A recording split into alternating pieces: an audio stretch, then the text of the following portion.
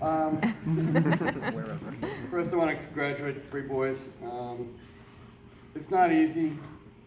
I was reading the roster.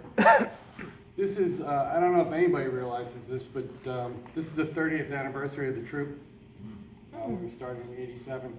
So with these three guys, it brings our Eagle total up to about 80, just short of 80, which is a pretty big accomplishment in the last 30 years. It's a good program. While I was looking at the roster, I realized my first Eagle ceremony that I went to here was in a different century, which is just crazy. I also realized that the 20 years I've been in the troop, I've only had one scout get stitches, but we're going to skip over that. So Stephen asked me to speak for him, and I was talking to him last night, and I always start off by saying, what was your greatest experience in Scouts? What was your favorite memory? You know, what did you like most about Scouts? I've done this a lot. Every time there's a one-word response. Yagi. That's it. That wasn't Stephen. He talked about 20 minutes about learning life skills and making friends and becoming more responsible and meeting challenges. And I thought it was great. It really was, because it was everything that you learn in Scouts, and it was all kind of rolled up into the first thing that he thought of. He was talking about when he was put into the pack. I asked him, you know, there's 12 points to the Scout law. What's your most, you know, what is the most important one?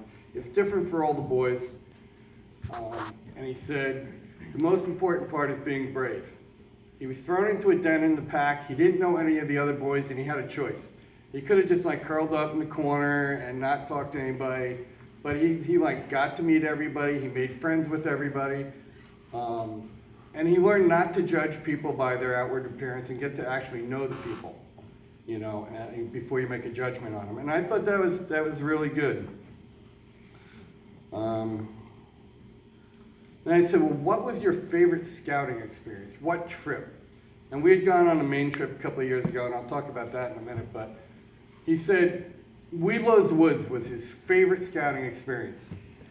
And I mean, we do a lot of trips. Weeblows Woods is good, but we don't go for that far, and you know, we're hosting the pack or whatever. But he said it was a real lot of fun. You're always helping the little guys set up tents, and nobody knows what's going on. But he said there's one year, what he remembers most and what he enjoyed the most is that it was so painful. I have never heard that before. We were running a soap carving station. Him and one of the other boys were running it. They had like 5,000 bars of soap open. They had all these kids with knives, and it was pouring rain. It looked like an Ivory commercial. There was just bubbles everywhere. But he said, you know, it was so painful because they were trying to get done what they had to do. They were trying to do the best they could, and it was just falling apart.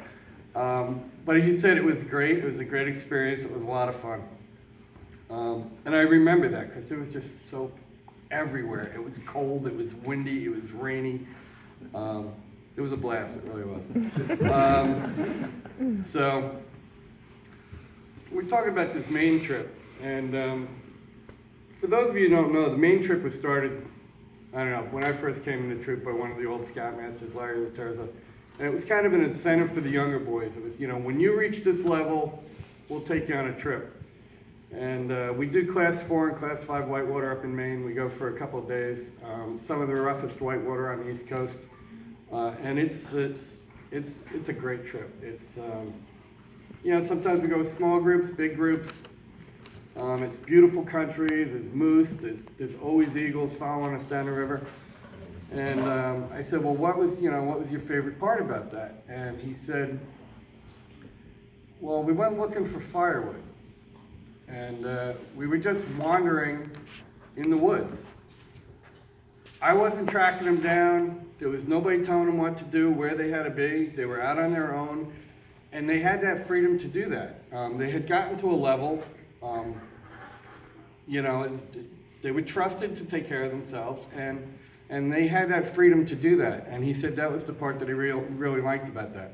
They came back to camp with all the firewood that they could carry. It was, 2 or 3 sticks. But, it wasn't the fact that we were in this raging river or we were watching this live band or in this, giant campfire or anything like that. It was, that they had earned the, that level of responsibility that we could just let them go and take care of themselves. But that's a great trip. I love that.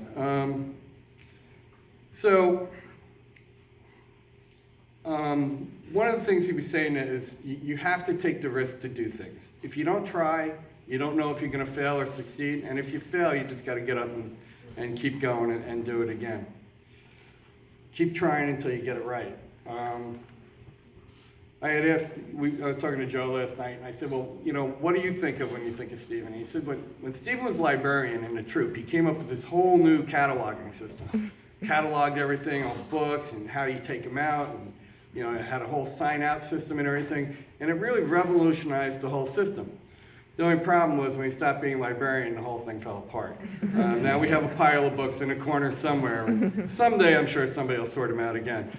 But I talked to him about what he wanted to do for college, and that's what he wants to get into is, computer systems and things like that. So I asked Stephen, I said, is there anything in particular you want me to talk about? And he said, I always have some kind of story, and I usually do. We went to Weeblows, again, it's a Weeblows Woods story. We were at Weeblows Woods last year, and we had a station that was at the chapel, and we were shooting dog food into the woods with slingshots. Still not sure why, but it was fun. But the thing about the chapel was it was one of the few places in camp that has an outlet. So I left my phone there to charge. If anybody would like selfies of Stephen or Peter Martin, I have about 200 of them on my phone now. It was funny because I was pulling in the parking lot and I was looking at them. And, it's the little things like that. The boys are having a good time, and that's what scouting's all about. It's having a good time and learning responsibility. Somebody else's stuff. But I was thinking during the invocation, I thought Tommy did a great job with that. One of the things that the boys learn is ethical leadership, and I never put that together, that phrase together before. And I think that says it all. I mean, they go through the whole scouting program. I mean, they've obviously done everything required, and because of a small percentage of boys that make Eagle, you really have to work at it. And they've all earned it, they all deserve it. And I thought ethical leadership was a great phrase to put with that. So that's it for me. And like I said, I'd like to congratulate the parents again. As a parent of 3 Eagles, I know how hard it is to get to this point. You're always tracking them down, doing their paperwork, or it's always a last-minute thing. But they deserve it, and they got it, and congratulations. Thanks.